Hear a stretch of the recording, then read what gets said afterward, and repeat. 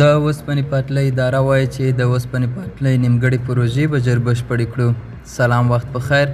که غواړئ په بشپړه توګه معلومات ترلاسه کړئ نو ویډیو راسره تر پایه وګورئ. د اوسپنې پټلۍ اداره وایي چې په هیواد کې به خپلې نیمګړې پروژې ژر تر ژره بشپړې او دغه راز زرګونه هیوادوالو ته به کاري فرصتونه برابر کړي. د دې ادارې ویان عبدالسمیع دراني وایي چې د اوسپنې پټلۍ د نیمګړو پروژو د بشپړېدو لپاره جدي هڅې پیل شوي او په لنډ وخت کې به یې کارونه پیل شي. د نوموړي په خبره د دغې ادارې کارونه ټول د افغانانو له لوري ترسره کیږي او هڅه کیږي چې په دې برخه کې ګڼ شمېر افغانان ځوانانو ته د یو شمېر هیوادونو پر مټ مسلکي زده کړې ورکړي. دراني زیاتوي چې په تیرو کلونو کې به د ډیرو پروژو عواید د بهرنیو کمپنیو له لوري راټولېدل، خو اوس دغه چارې ټولې دوی په خپله ترسره کوي. دا و زموږ نننۍ چمتو شوې ویډیو. تر بیا ښه وخت.